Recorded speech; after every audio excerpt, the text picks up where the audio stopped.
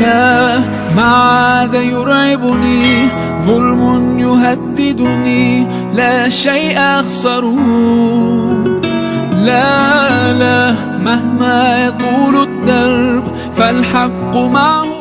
Bismillahirrahmanirrahim. Alhamdulillahirrabbil wa bihi nasta'inu ala umuri dunya waddin. Wa sallallahu ala sayyidina Muhammadin wa ala alihi wa sahbihi ajma'in. Amma ba'd. Fa ya rabbi ishrah li sadri wa yassir li amri wa hlul 'uqdatam min lisani yafqahu qawli. Qala al-mu'allif rahimahullah wa nafa'ana wa bihi. Kitabut Taharati. Kitabut Taharati ari ieu kitab mertelakeun bersuci. Kitabut Taharati kitab tentang bersuci.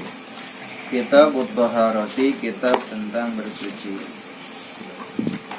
Babul miyahi, bab tentang air. Babul miyahi, bab tentang air.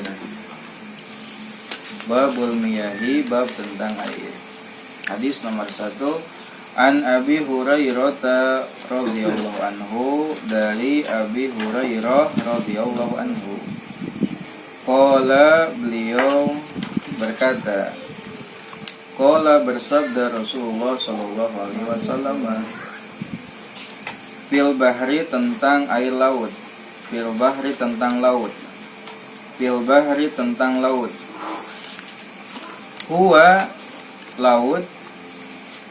Huwa, laut, at-tahuru, yang suci dan menyucikan. At-tahuru, yang suci dan menyucikan. Ma'uhu, airnya. At-tahuru, yang suci dan menyucikan. Ma'uhu, airnya. Al-hillu, yang halal. Maitatuhu, bangkainya.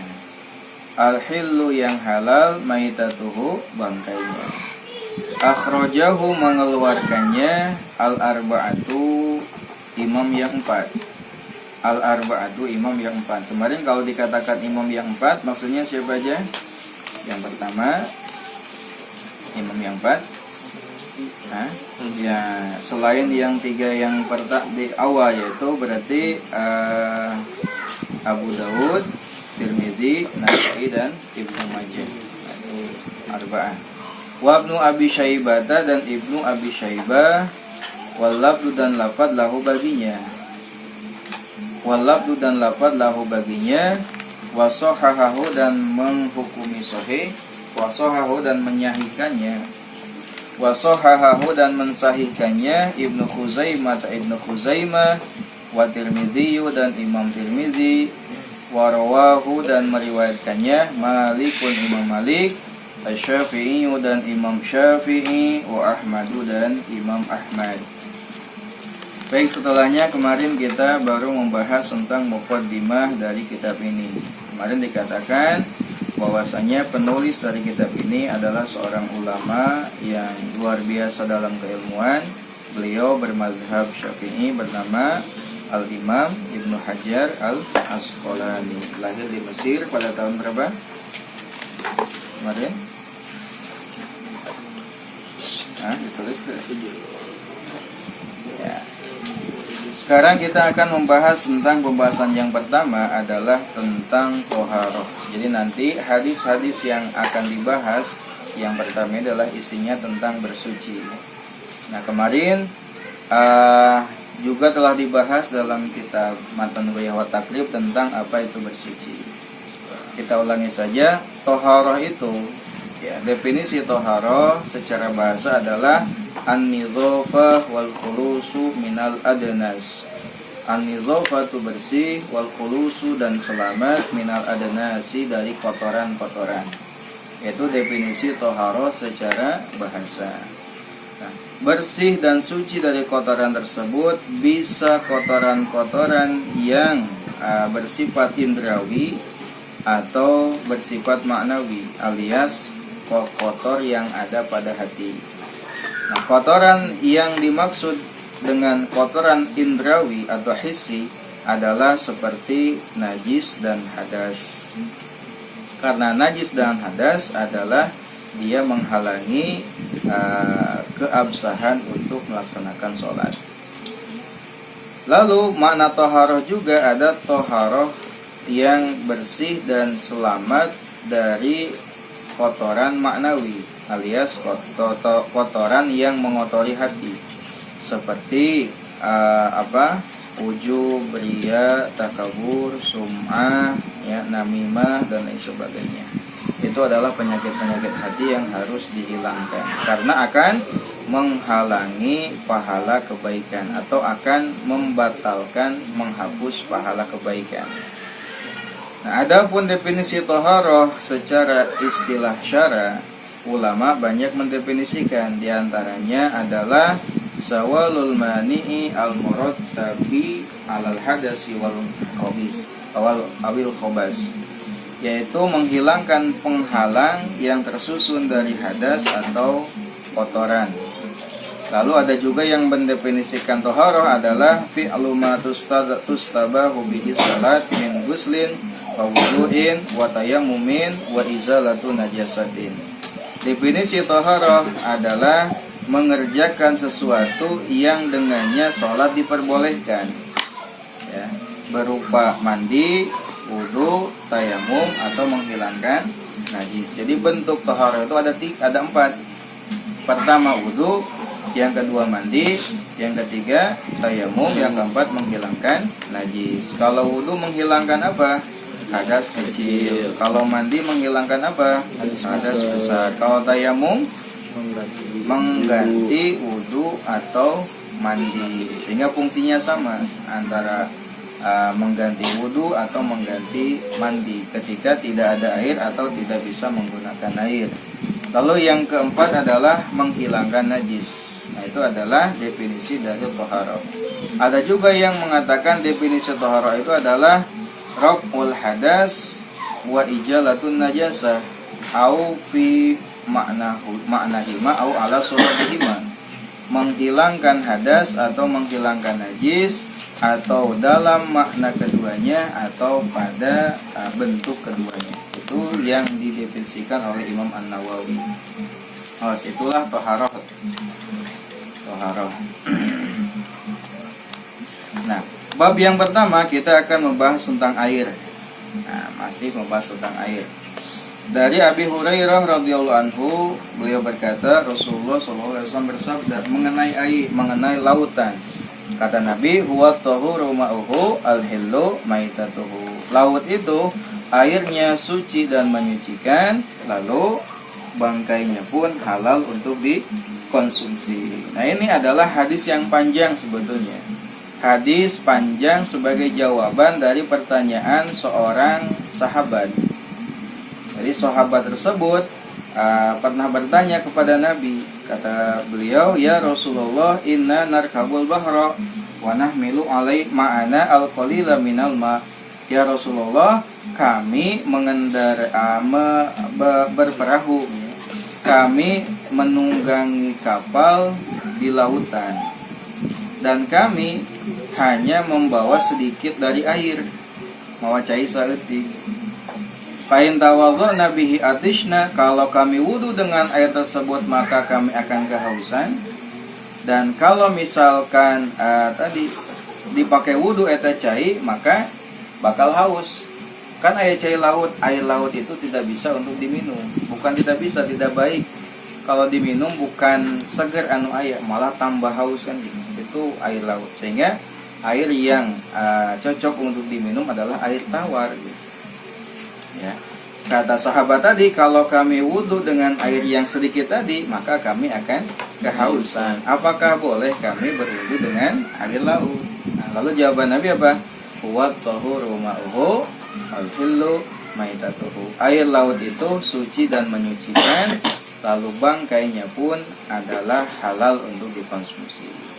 Nah, dari hadis ini menjadi dalil bahwasanya air laut boleh dijadikan untuk bersuci, baik itu mandi, wudu atau menghilangkan najis. Sebagaimana kemarin, di antara air mutlak adalah air yang bersumber dari laut. Apa dalilnya? Ya ini hadis Nabi, wa tahuru ma'uhu al-hillu maitatuhu. Air laut itu suci dan menyucikan, lalu bangkai hewannya pun halal. Ini juga menjadi dalil tentang kehalalan hewan laut. Ya, kehalalan hewan laut. Hewan yang mana? Hewan yang mana saja yang tinggal di laut. Ya, yang tinggal di laut. Bahkan kata Imam Syafi'i, halal semua hewan yang ada di laut, bahkan khinzirihi, babi laut, munaya babi laut. Ya. Wa kalbihi, anjing laut. Ya. Wa su'banihi, dan ular laut, orai laut, anjing laut, babi laut, suganya celeng laut, mun di laut ya mah. Maka eta halal untuk dikonsumsi. Nah, itu adalah hadis yang pertama yang berisikan tentang apa tadi?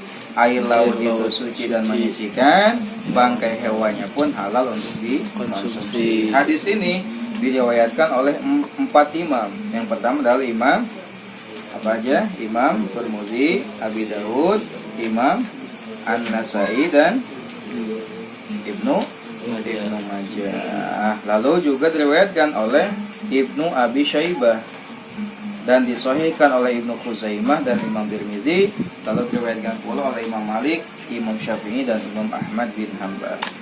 Hadis nomor 2. Wa an Abi Sa'id Al-Khudri, dari Abi Sa'id Al-Khudri radhiyallahu anhu. Wa an Abi Sa'id Al-Khudri radhiyallahu anhu, dan dari Abi Sa'id Al-Khudri radhiyallahu anhu. Qala, beliau berkata, qala Rasulullah sallallahu alaihi wasallam. Qala, bersabda Rasulullah sallallahu alaihi wasallam. Innal ma'a, sesungguhnya air. Innal ma'a, sesungguhnya air. Tahurun, ia suci dan menyucikan. Tahurun, ia suci dan menyucikan. La yunajjisuhu, tidak menjadikannya najis. La yunajjisuhu, tidak menjadikannya najis, tidak menjadikannya najis. Syai'un, apapun. Syai'un, apapun. Akhrajahu, mengeluarkannya as-salah satu imam yang 3. Siapa aja imam yang 3 itu? Ya, yang pertama adalah imam yang 3, Abu Daud, Tirmidzi, dan Imam Nasai. Wasohahahu, dan menyahihkannya Ahmadu, Imam Ahmad. Wasohahahu, dan menyahihkannya Ahmadu, Imam Ahmad. Ditulis tadi, lamun sab'ah saha, sittah saha, khomsah saha, arba'ah saha, salasah saha. Sehingga orang ketika menyebutkan akhrajahu arba'ah atau salasah teh langsung paham siapa yang meriwayatkannya. Baik, hadis yang kedua dari Abi Sa'id Al-Khudri radhiyallahu anhu. Kata beliau, Rasulullah SAW bersabda, apa kata Nabi? Innal ma'a tahurun la yunajjisuhu syai'un. Sesungguhnya air itu suci dan menyucikan, dan tidak membuatnya najis apapun itu. Artinya, jika air tersebut air dua kulah maksudnya, karena alif lam di sana, alif lam yang terdapat dalam al-ma'a katanya menunjukkan lil kamal, sehingga fayustafadu minhu annahu al-ma'ul kasir. Jadi yang dimaksud dengan air di sana itu adalah air banyak. Innal ma'a maksudnya bukan air secara keseluruhan, akan tetapi air yang hanya air yang banyak saja. Ya, innal ma'a di sana maksudnya air yang banyak, bukan air secara keseluruhan. Karena air itu kalau secara keseluruhan dibagi dua dari segi ukuran, ada air yang sedikit, ada air yang banyak. Nah, yang dimaksud dengan innal ma'a di sini adalah air yang ukurannya banyak. Kemarin berapa air ukuran banyak itu? Air yang ukurannya 2 kullah atau lebih, alias 217 literan. Itu disebut dengan air banyak. Nah, air banyak ini suci dan menyucikan dan tidak bisa menjadikannya najis apapun itu. Ya. Lalu hadis ini nanti ditaksis keumumannya dengan hadis selanjutnya. Yalah, bahasa taksis mah dina bab usul fikih. Sugan mun aya waktu, aya kesempatan, aya umur ngaji ilmu usul fikih. Orang karek fikih nah ke aya usul fikih. Nah, hadis ieu ditaksis dengan hadis selanjutnya. Wa an Abi Umamah al-Bahili, dan dari Abi Umamah Al-Bahili. An Abi Umamah Al-Bahili, dari Abi Umamah Al-Bahili, qala, beliau berkata, qala Rasulullah sallallahu alaihi wasallam, innal ma'a, sesungguhnya air, la yunajjisuhu, tidak menjadikannya najis, la yunajjisuhu, tidak menjadikannya najis, syai'un, apapun, illa ma, kecuali perkara, golaba, yang mengalahkan, illa ma, kecuali perkara, golaba, yang mengalahkan, ala rihihi, atas aromanya, illa ma, kecuali perkara, golaba, yang mengalahkan, ala rihihi, atas aromanya, wa ta'mihi, dan rasanya, walaunihi, dan warnanya. Akhrajahu, mengeluarkannya atau meriwayatkannya boleh. Akhrajahu, mengeluarkannya Ibnu Majah, wa dha'afahu, dan menzoifkannya Abu Hatim, Imam Abu Hatim. Walil Baihaqi, dan menurut Imam Al-Baihaqi, walil Baihaqi, dan menurut Imam Al-Baihaqi, al-ma'u tohurun, al-ma'u, adapun air, tohurun, ia suci dan menyucikan, tohurun, ia suci dan menyucikan, illa in taghayyara, kecuali jika berubah, illa in taghayyara, kecuali jika berubah, rihuhu, aromanya, au ta'mu, atau rasanya, au launuhu, atau aromanya, binajasatin, dengan najis, binajasatin, dengan najis, tahdusu, yang ia datang, fihi, ke dalamnya, tahdusu, yang ia datang, fihi, ke dalamnya. Hadis yang ketiga sekaligus mentaksis dari keumuman hadis sebelumnya, bahwasanya air itu suci dan menyucikan, tidak ada yang menajiskannya apapun. Nah, hadis yang kedua dari Abi Umamah Al-Bahili, beliau berkata, Rasulullah Shallallahu Alaihi Wasallam bersabda, sesungguhnya air itu tidak menjadikannya najis apapun, apapun tidak menjadikan air menjadi najis, kecuali jika berubah aromanya, rasanya, dan warnanya. Nah, berarti diambillah kesimpulan bahwasanya air yang banyak itu tadi kan tidak najis. Nah, umum dah ditahsis deui, air banyak juga bisa menjadi najis kalau mengalami perubahan sifat air, baik itu perubahan warnanya, aromanya, atau rasanya. Nah, air banyak selama tidak mengalami perubahan ketika terkena najis, maka tetap dalam status kesuciannya. Nah, gitu kan? Jadi hasilnya air itu ada dua bagian, satu air sedikit, dua air banyak. Air sedikit jika terkena najis otomatis menjadi najis meskipun tidak mengalami perubahan sifat, mau itu rasa, aroma, atau warna.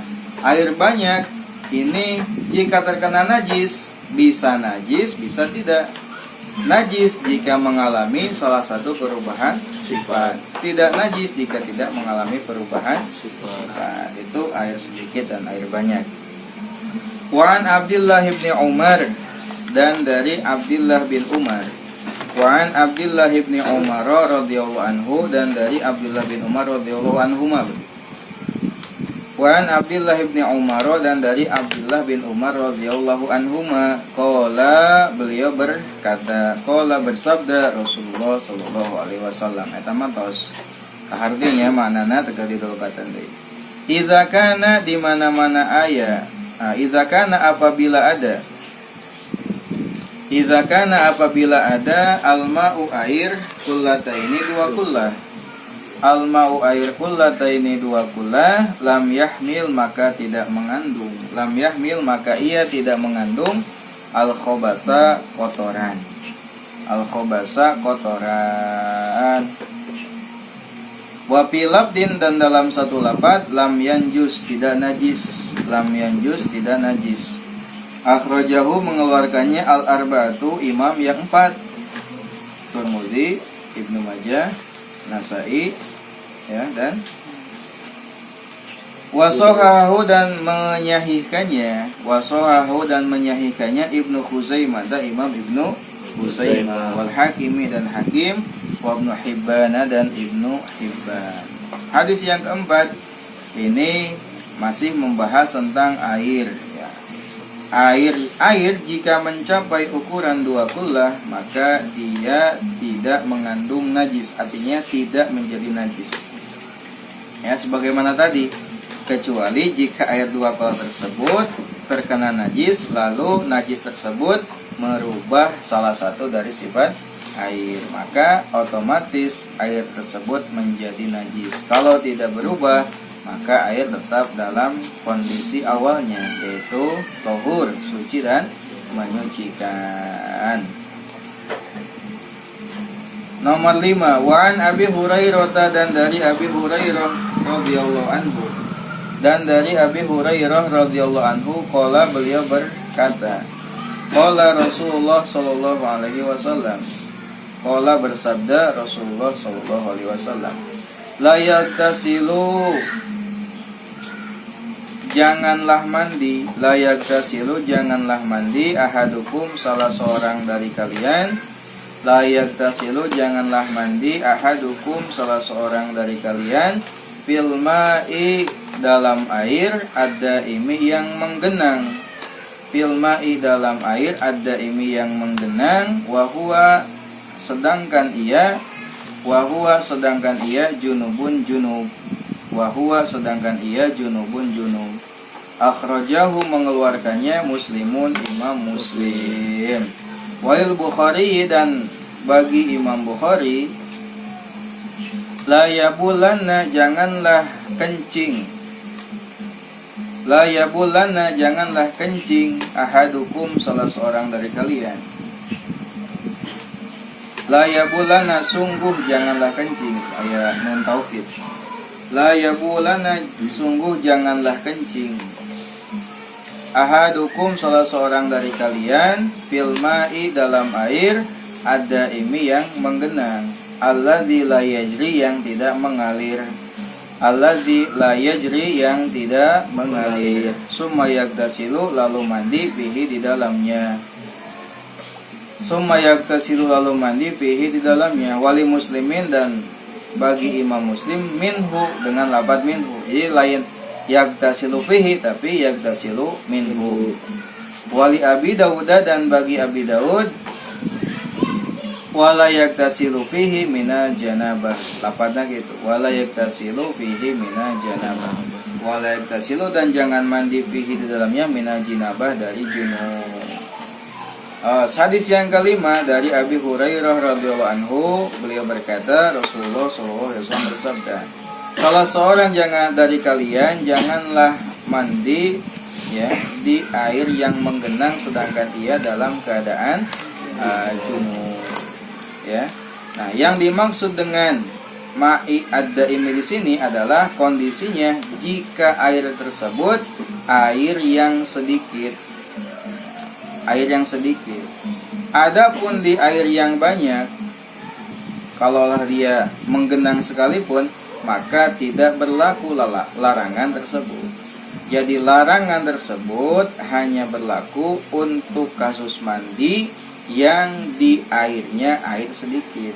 Kalau kita mandi junub, jadi lain airna anu dibanjurkan, tapi orang anu asup karena tempat cai ada temenna, sabab caina cai saeutik. Cai saeutik kudu nak ngadatangan, lain di datangan, sehingga lamun di datangan teu sah mandina, dan itu tidak boleh. Nah, larangan dalam hadis tadi adalah larangan lil karohah katanya. Larangan hukumnya makruh, bukan haram, bukan.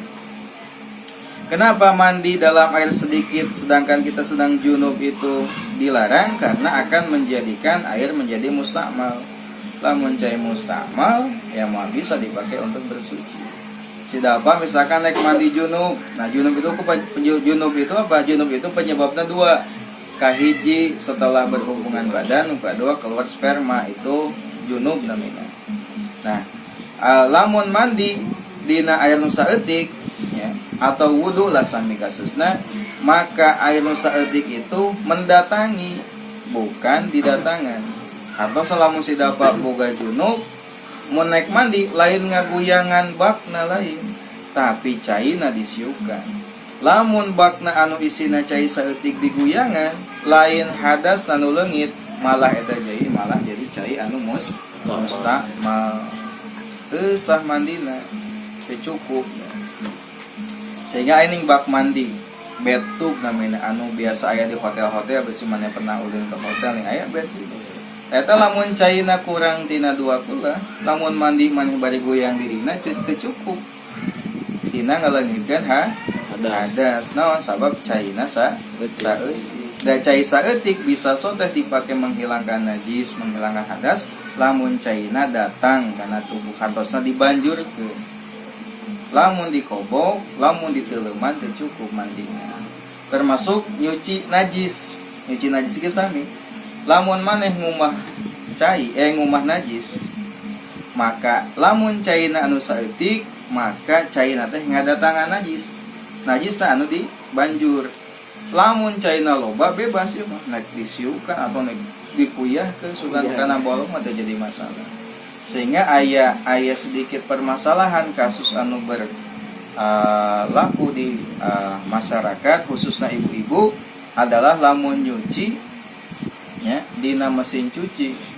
Nyuci dina mesin cuci teh pertama kan di heula naon diasupkeun kana naon namina teh kana tempat pembilas.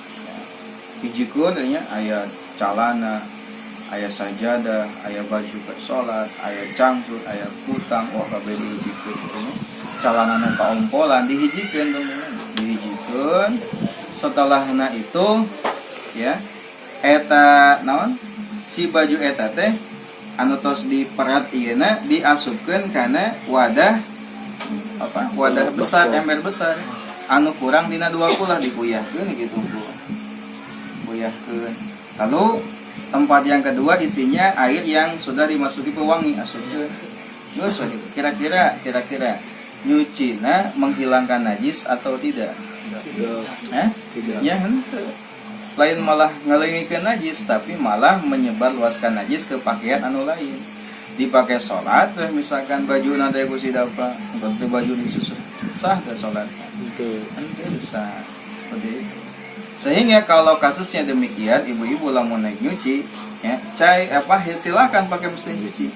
Akan tetapi harus ada air yang dialiri ke pakaian tadi. Kenapa? Karena airnya sedikit, itu harus mendatangi najis. Ya, setelahnya diangkat di mesin cuci, lalu dialiri oleh air diperas. Meski itu boleh asupkan karena pewangi, karena najisnya sudah hilang dengan air yang dialirikan. Itu ada kejadian yang demikian. Sehingga ganti jangan demikian. Akhirnya ya sekarang sudah berubah. Nah, itu adalah pentingnya memahami tentang air yang sedikit dan air yang banyak, dan memahami tentang najis. Kayak ibu-ibu tak kalian nih yang jadi ibu-ibu atau yang nyuci, awas perhatikan tata cara nyucinya. Jangan sampai nyuci tujuannya untuk menyucikan pakaian, malah tidak suci pakaiannya. Dipakai sholat oleh suami kalian, akhirnya sholatnya tidak sah karena pakaian yang dipakai najis, tidak suci. Karena kan salah satu syarat sholat adalah pakaiannya harus suci. Akhirnya pakaian najis, kunaon najis, dan nyucina henteu leres, henteu bener. Kenapa tidak benar? Karena tidak memahami konsep air sedikit dan konsep air banyak, dan tidak memahami konsep najis. Itu pentingnya ngaji tentang bab itu, baik laki-laki ataupun perempuan.